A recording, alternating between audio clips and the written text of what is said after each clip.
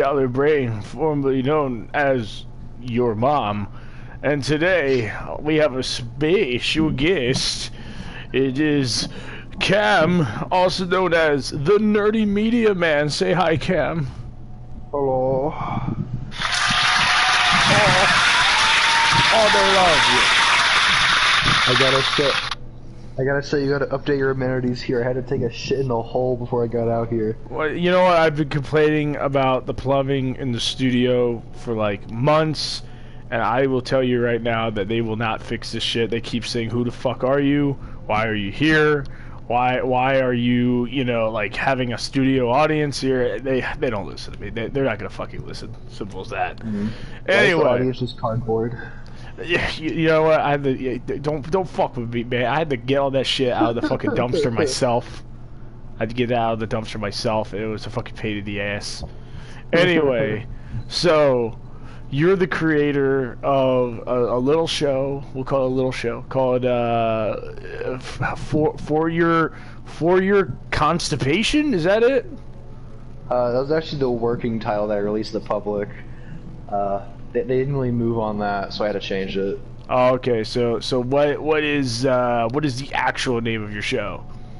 I think it's called For Your Consideration, I think. Okay, and is that about sheep? I mean, that could be an episode. Oh wow, that's so. So okay, so let me ask, what is the show in actuality? What is it about? It's just a skit-based review show where I recommend dumbass people movies to watch. Because just like sheep, they don't know what to do. Who else is gonna tell you movies to watch? Look. Let's be real. Review shows, they're tired, they're old. I mean, does anyone even do them anymore? Come on. I don't know, Doug Walker still does them.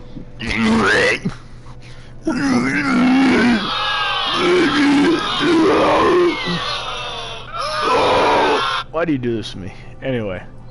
So, you're currently on season 2 of For Your Consideration. There's a cow on the ledge of my game. So, my question is, what's next? Like, what's gonna be like?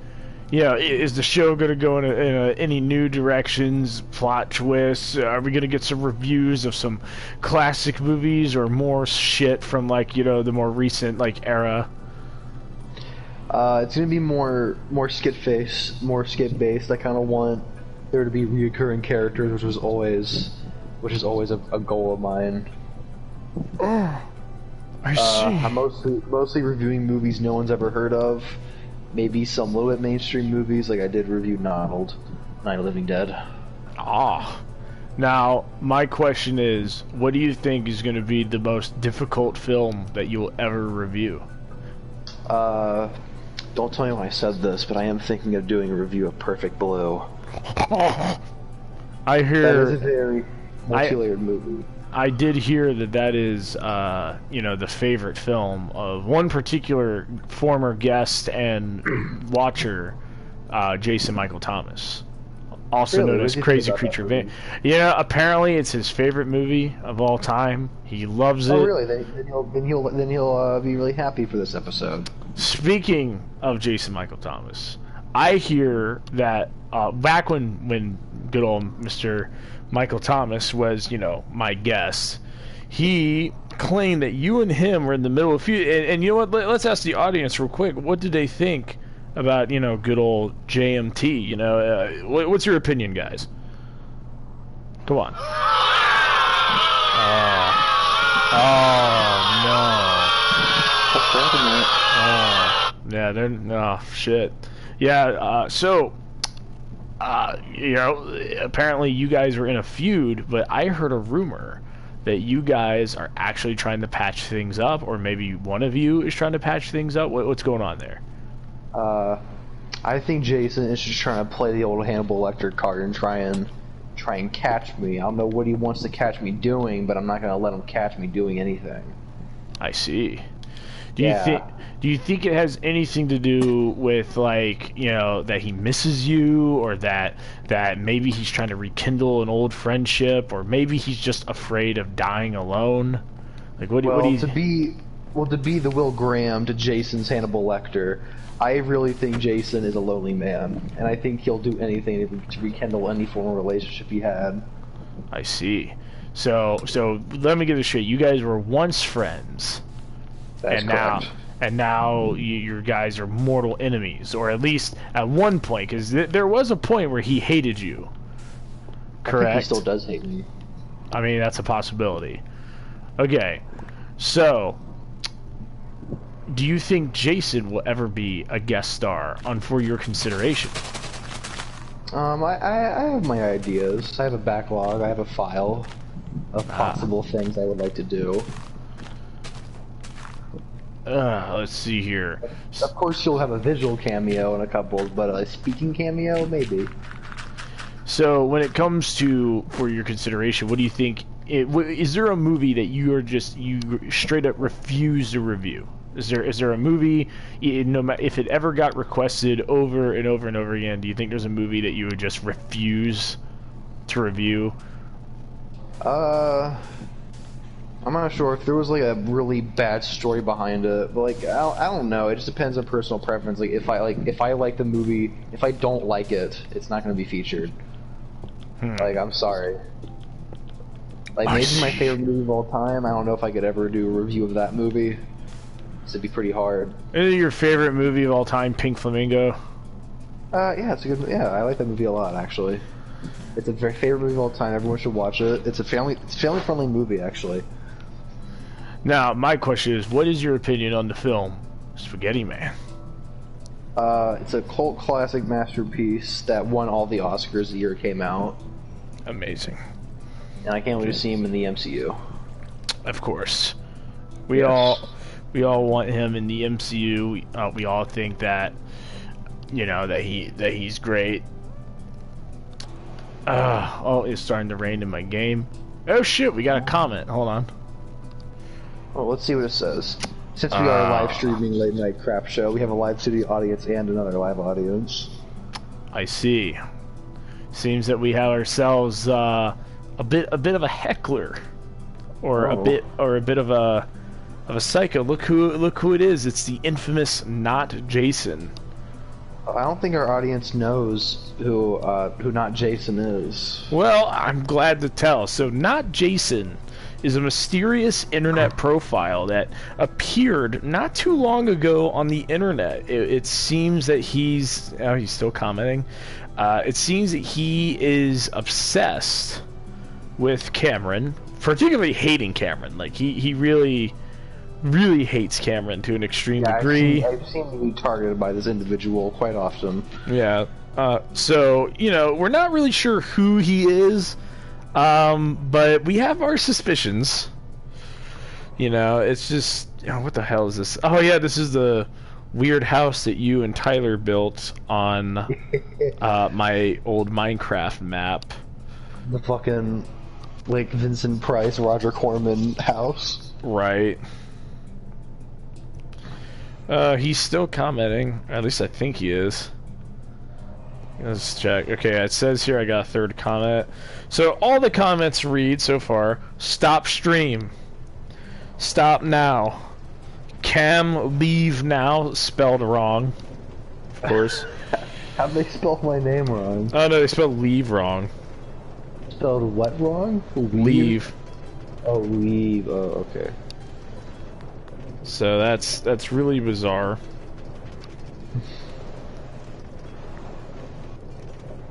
Oh man.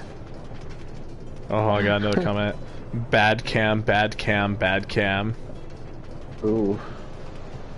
So that's bizarre. Alright. Off to a good start. Well, fifth comment that just says hate you. Hate you. Alright, I'll play along. Not Jason, if you can hear me right now, do you mind telling me exactly, you know, who you are? Are you ready to reveal anything about you?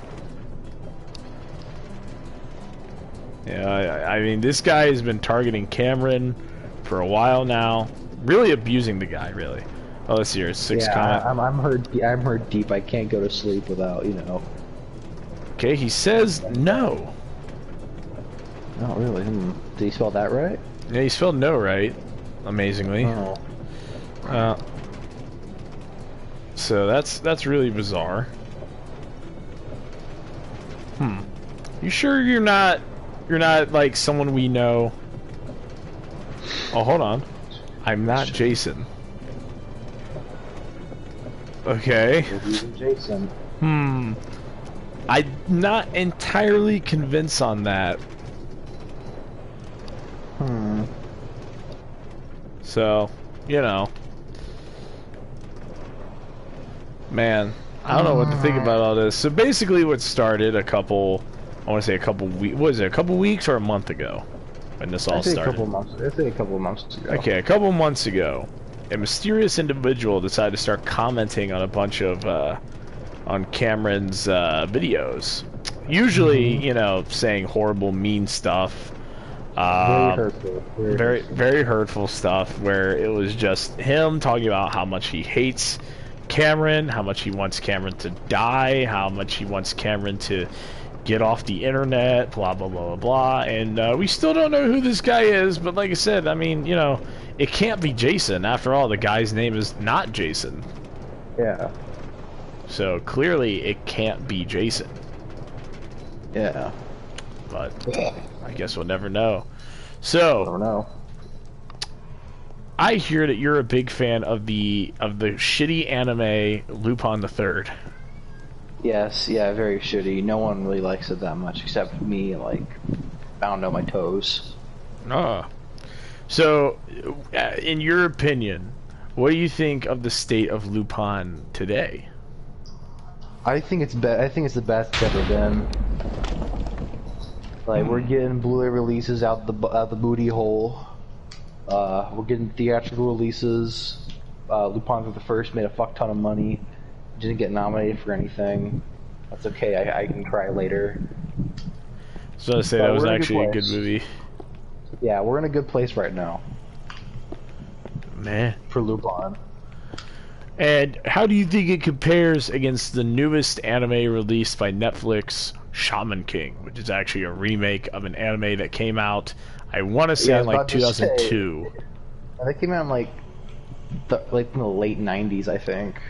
Or the early 2000s. I think it was the early 2000s because I remember it being on TV when I was a kid. I know exactly what you're talking about. I've never seen Shaman King, but I know exactly what you're talking about. I know that Shaman King was one of those shows that people have been asking for a remake of for a while because, you know, you got all these nerds that want more accurate anime retellings.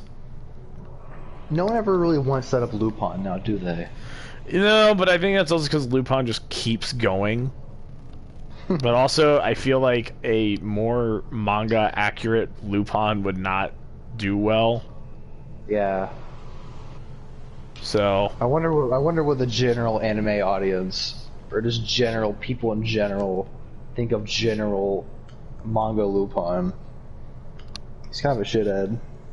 No, we got a new comment. Oh, it's from not Jason again. It just says, Shaman King sucks. Really? Yeah. Well, you can't knock it till you try it.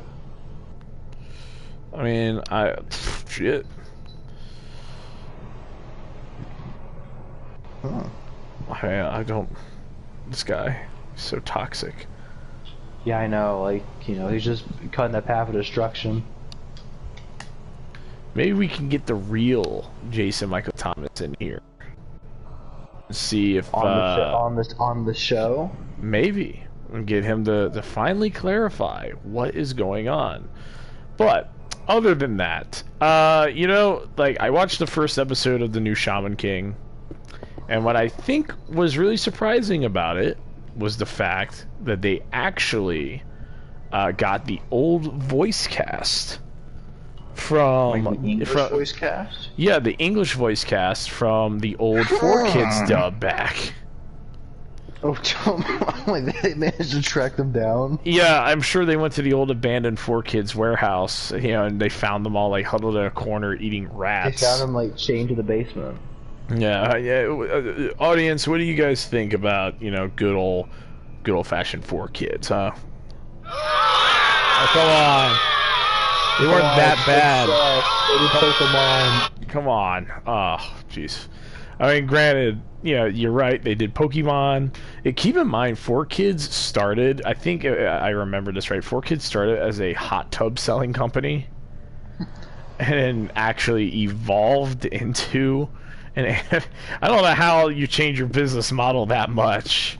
Well, Nintendo used to do taxis. Is that true? I thought they just did board games. They used to do playing cards, taxis, and just like, and then like novelty toys. Huh. Do you think when the guy that owned 4Kids restructured the whole thing, do you think that he had some leftover employees from the hot tub selling days? It was like, all right, guys, we're dubbing anime now. Yeah, well, their expertise probably transfers over. I was about to say, there are a couple of voice actors in a lot of 4Kids dubs that honestly don't do that well of a job, so... You know, I'm just throwing that out there that, you know, that's pretty bad. I would love to live in the alternate universe where 4Kids managed to get the Neon Genesis Evangelion rights. Do you really, though? Yeah, I was just thinking about that for a minute. I know someone made like a mock-up of that, and it looked hilarious. I mean, do you really want that, though? I mean, that was pretty funny. I mean, yeah. I think what was interesting about 4Kids, because I was actually thinking about this on my way home, I think what was really interesting about 4Kids was the fact that they never really, how do I put this? They never really dubbed anime that was, like, actually, like, good for them.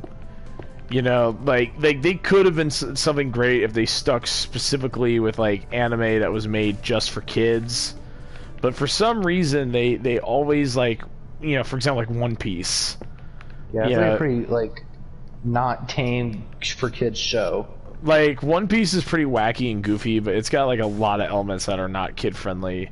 So, yeah. I don't even know why 4Kids wanted One Piece in the first place. I guess... Maybe they like the challenge. Maybe, or maybe it was like they heard that One Piece was really popular in Japan, and they're like, well, we want our own, like, you know, anime like Dragon Ball Z, like, because Funimation's got Dragon Ball Z. So, you know, apparently, you know, this One Piece is really big over in Japan, so we'll try that, and they were just stuck with it. I don't really know. And the same thing kind of happened, I think, with Shaman King. Because Shaman King, while I would argue Shaman King was a bit more towards a younger audience than some of the other animes they have, but then again, like, it's been years since I watched the original Shaman King, and it's been years since I read the manga. I know I read the original manga back in the day. I don't really remember anything about Shaman King. They're just... Oh yeah, okay, because the rest of you have read manga of an obscure series from the early 2000s. What'd you say? I don't think the audience knows how to read. Probably not. But, yeah, I mean, they are cardboard, so, you know. You know, really, their abilities are limited to what I can imagine them to do, but, you know, I'm fucking stupid, so, you know. But if there is one thing that always bothered me about 4Kids was just the weird localizations they did. I don't know if you remember anything about that. Did 4Kids do Sailor Moon, or was that Deke? I want to say that was Deke, but I can't entirely be sure on that. To be honest, they're kind of interchangeable. Yeah. Yeah. Honestly, though, if Sailor Moon had come out years later, it wouldn't have surprised me if it was done by 4Kids. People talk about 4Kids all the time, but no one talks about Deke. That's true, but I think that's also because Deke is, like, more known for its, like, American cartoons. Yeah, like the Mario show.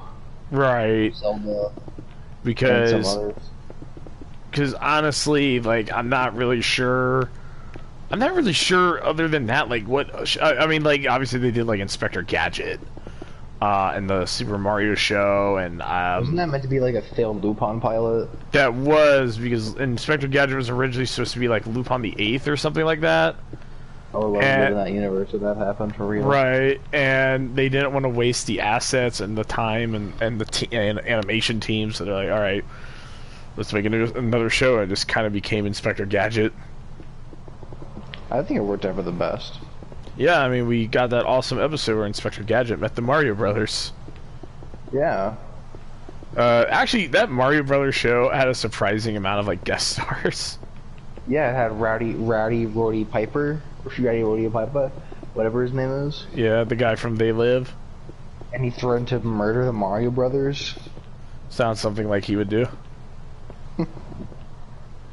Let's see, they had Elvira, which I don't know why they had Elvira on that show. Well, maybe they knew the teens were tuning in at that hour. I was about to say, there's no way that someone was like, yeah, you know who the kids love? Elvira. Elvira. And it's like, well, I don't know if that's appropriate for the kids, but maybe we don't need the kids to watch the show. Maybe we just need the parents that are in the room. Yeah, but let's see. They knew they were forcing Dad to watch Mario with them. Yeah, exactly. Give Dad something he can enjoy, right?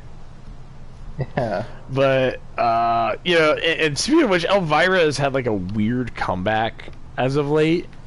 Really? Right. And, like, apparently there are rumors that the character of Elvira is going to get recast soon. Oh no, is the main actress still alive? Yeah, she's still alive. They should bring her back for like another movie or something. She still does Elvira stuff at like conventions and stuff. Oh, that's sweet. But she doesn't really, she doesn't, act as Elvira anymore. She's not like hosting her own intro show anymore. I think she is. Really? And I know that Dynamite Entertainment like started doing like a brand new Elvira comic book. What do we all think of the two? I know there's two Elvira movies. I haven't seen them. I saw the first one. I thought it was pretty good. Yeah, they seem to know what they are, and that's kind of all it really needs to be. Yeah, and honestly, like, you can't really ask for more, in all honesty. Yeah. And I like that the movies are also like really, really, really self-aware. Yeah.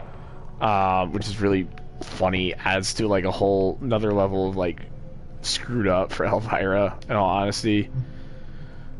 I need stone brick stairs. Stairs. This is gonna be a pain in the ass. I gotta remember Minecraft controls. Yeah, Minecraft has changed. I remember when Minecraft first started becoming super popular. Same. That was nuts. It is so weird that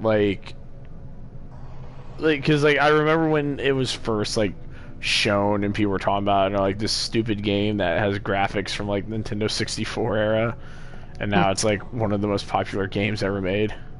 Yeah, you see Notch's house, the creator, he has a whole room devoted to candy. Wow, I wish I was that irresponsible. Oh wait, I am. I'm in a warehouse and pretend to have a talk show. Yeah. So please let me leave. No, I'm sorry. Okay. You gotta clean up my hole in the ground I've been pooping in, and then you can leave. Okay. Yeah, that's the rules. And you gotta give Jason a small little rose and tell him that everything's gonna be okay. Okay. So that is just how it works around here, man. I don't make the rules. Okay. I just enforce them. But okay. Now we got. Let's see here. Let's talk about Nicolas Cage. Nicolas Cage. How do we feel about Nicolas Cage? Is he a good actor? I mean, he did do, what was the one that he got turned into a vampire? Vampire's Kiss. Yeah, he did Vampire's Kiss. Okay, come on. Let's see here. He did... His newest movie, apparently, is getting a lot of praise. Which one? Pig. Pig? Yeah, it was marketed as like a... Oh, come on, it was pretty good. It was marketed as what? It was marketed as like a John Wick style movie. Wait, quit interrupting you. I'm trying to listen. I'm trying to listen to Cameron over here.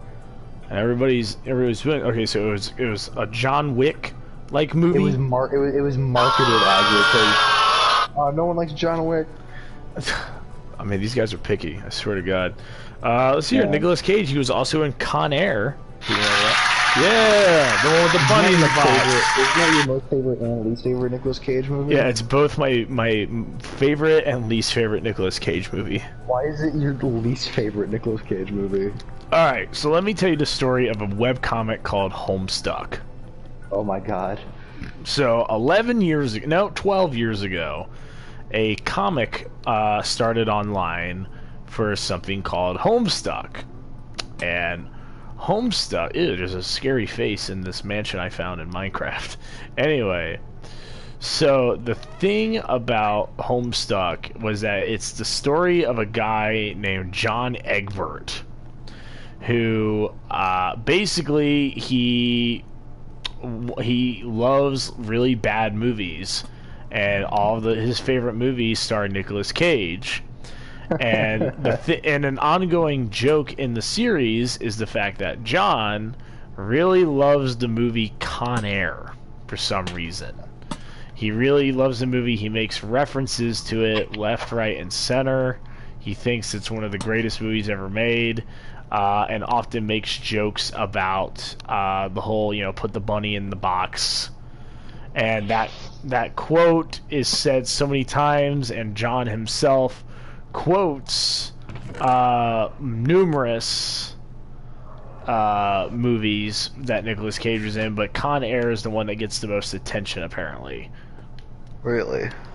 Yeah, and there's even a part in the comic where John dresses up like Nicolas Cage from Con Air. And it's just really bizarre, in all honesty. Homestuck in and of itself is a very bizarre webcomic. And a lot of the jokes in it now are really, in my opinion, outdated.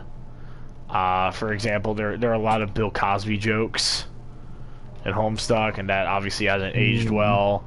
Actually, I think there are a number of celebrities that are named in Homestuck, because the whole plot of the comic is that John and his friends all play a video game that ends up causing the end of the world. As you do. Right. And they have to go on this big journey to either to achieve godhood or to save, their parents or friends or whatever. And then these alien trolls show up who are also real life internet trolls. And and then the story kind of shifts to them, and it gets just really complicated from that point onward. If you were talking to me, I would argue 6-7 years ago, I would know everything about Homestuck. It's been so long since I've reread it that I honestly couldn't remember a single damn thing about it. So, there's that. It's also one of those webcomics that I don't think is ever going to be made into a movie or a TV show. And now that I said that, I guarantee Netflix just greenlit a Homestuck television show. So, do you hate Con Air because of its inclusion in Homestuck? I think it's more that Homestuck made me more aware of the issues that Con Air had. Really? Because there are a lot of points where Homestuck makes a joke about Con Air and how it's actually a really bad movie, and it doesn't really have anything. I think there's a part of Homestuck where all the characters sit down and watch, or at least because there's this whole part of the story where John is on a spaceship for 3 years. with one of his friends and a bunch of aliens, right? Mm-hmm. And I think they watch. It's either Con Air or another movie that John also references. I can't remember, but they watch Con Air, and it gets to the point where John's like, "Wait a minute! I just realized this movie fucking sucks." And he goes through like every single reason why he thinks it's bad, such as like the plot is really like poorly made, everything is like really like paced horribly. Something about like Nicolas Cage just not being a good actor, which is something that is referenced again like multiple times throughout Homestuck. I'm trying to remember. Oh yeah, like Homestuck like made a lot of weird references to a lot of celebrities, political ideas, movements, different ideas. Considered woke for its time. No, I wouldn't call it that. It was definitely progressive. I wouldn't call it woke. You know, because the thing about Homestuck was that there was never going to be a point, and I'm being truly honest when I say this, there's never going to be a point where everybody was going to like Homestuck. It was either you liked Homestuck or you didn't. You know, there will never be a point in the future where Homestuck will be just this widely accepted thing by a lot of people. If that makes any sense. I guess. Because, like, Homestuck, there's a giant chicken in this, like, area of Minecraft that I just showed up. It's weird. So, but yeah,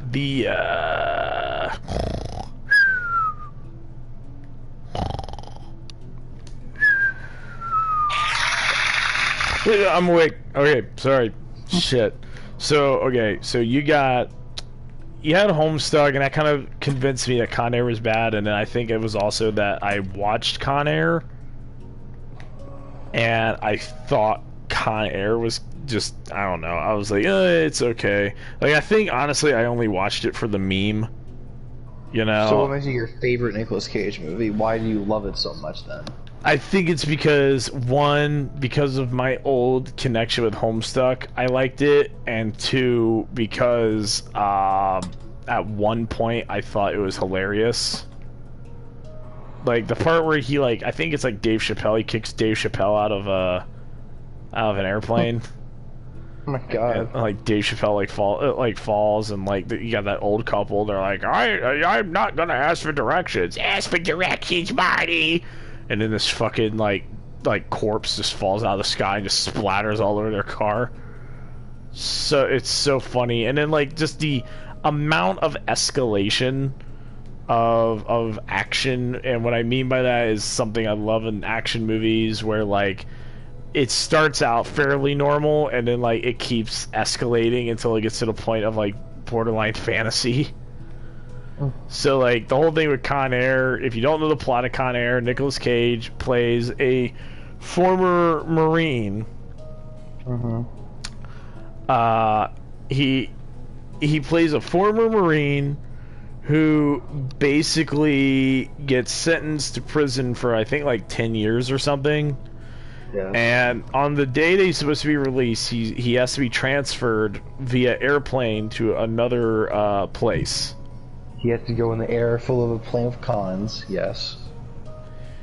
And basically a group of even more dangerous criminals than him more or less take over the airplane, and Nicolas Cage has to fight the criminals and basically, you know, like, get his freedom back, blah blah blah. But Steve Buscemi's in it. Steve Buscemi is in it. I always forget that he is. So what's really weird about the movie, though, is, like I said, the amount of escalation, in the sense that it starts out with Nicolas Cage fighting people on a plane, and it somehow ends up with him and all the other cons practically destroying Las Vegas.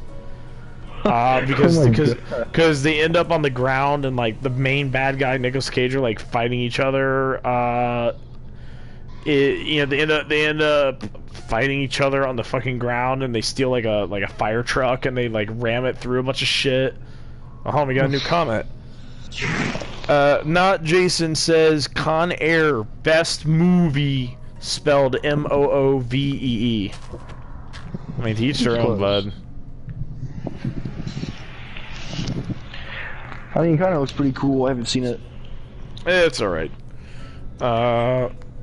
It just is what it is. My favorite Nicolas Cage film will probably always be Face Off. That movie is just brilliant in every single way. Okay, explain the plot of Face Off in the dumbest way possible. Okay. It's a movie that should be set in the future, but isn't. So it's not going to be explained that well. Super tongue-sucking terrorist, Nicolas Cage. I'm not going to say the actual names. I'm going to say Nicolas Cage. Nicolas Cage is a tongue-sucking, peach-eating, priest outfit-wearing terrorist. Is going to destroy a building somewhere. He's like, oh, I'm going to do it.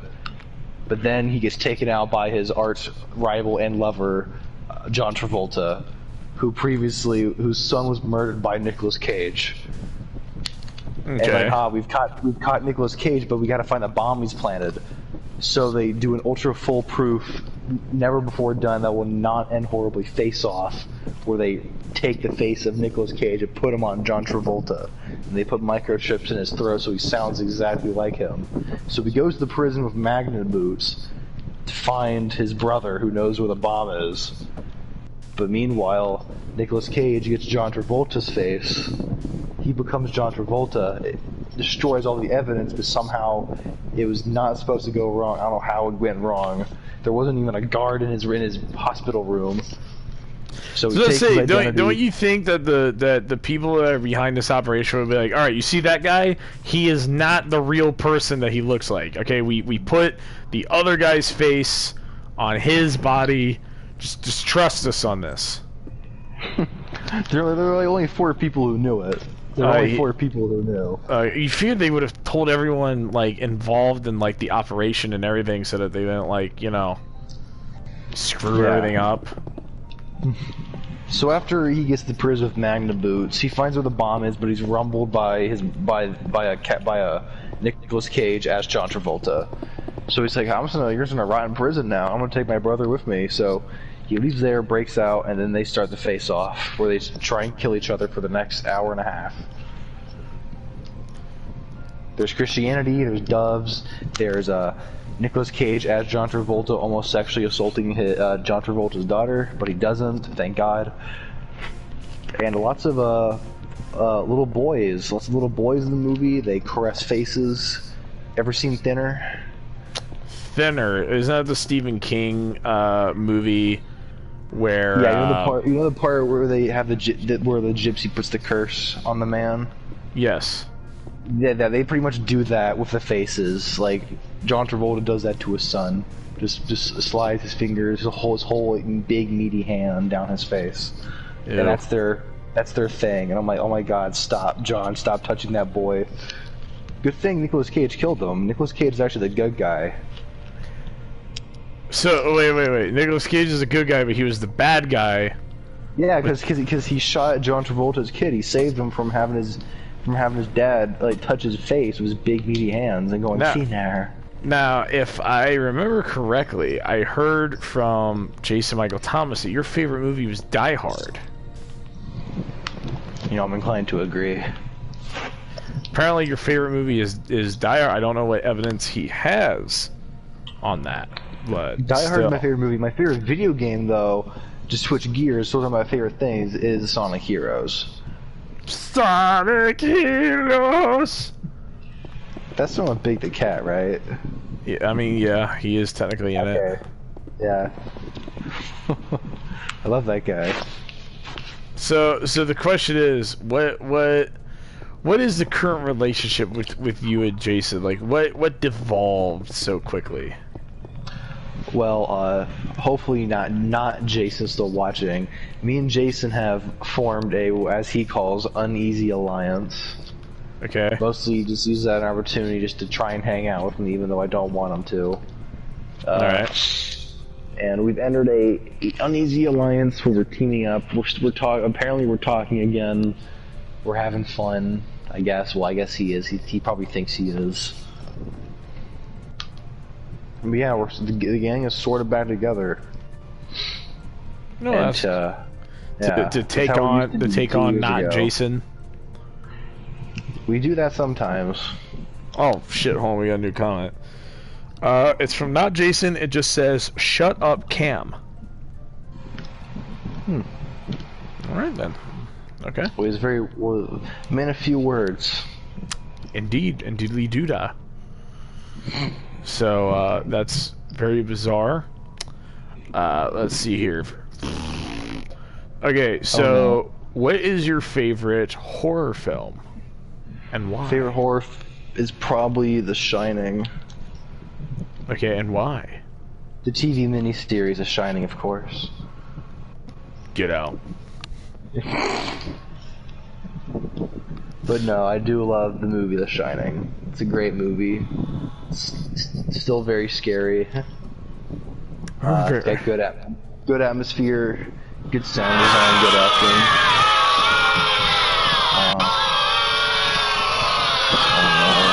Shut up! I don't think they like it. So, in your opinion, if you had to choose between The Shining and Face Off, one of these movies gets erased from film history forever. Which one would you choose? Oh goddamn! These are like two very different movies. I know. One of them has to be completely erased, and when I mean erased, I mean like no one but you will remember the movie. Nobody.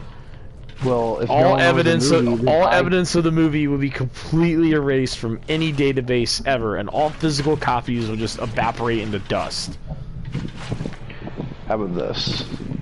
I'm gonna choose The Shining so I can make The Shining myself. And to just get the reputation that Kubrick got. Yeah, because I could just remove Face Off and remake that, but no one likes Face Off. So I'm just gonna erase The Shining and make The Shining. Damn, dude. Yeah.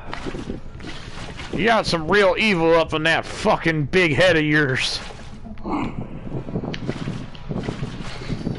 Alright, so reeling on back to anime.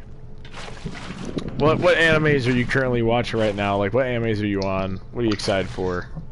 I don't really watch anime series. I'm more of an anime movie man. Okay, well, how about you not eat the microphone and tell me? What are you talking about? Right. I'm more of an anime movie man. Really. Okay. I like to see good production. And you know, sometimes anime will do it, but like a TV series, but you know, I'm sticking with Lupin. You know, I've been delving into more weirder anime movies. I remember I saw like the Osuma Tezuka Metropolis a few months ago. Thought it was pretty good. That deserves a rewatch at least. Oh yeah? Yeah, it's a good movie. What is your favorite anime film of all time? It would probably have to be Whisper of the Heart, because that is, you know, my favorite film of all time. Whisper of the Fart, huh? Yeah. Now as it's known in Uruguay. So, a quick question. No.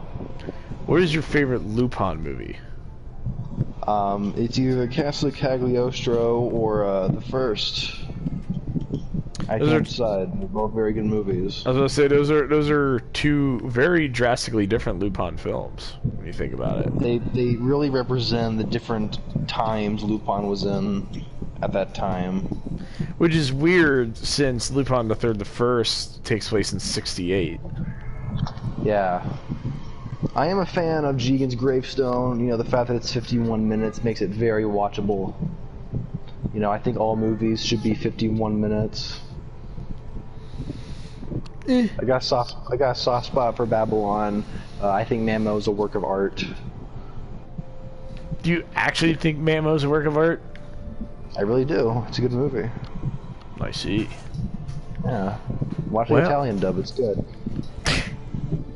Well, I think that's gonna do it for this episode of Late Night Crap Show. It was great having you on as a guest. If you could find it.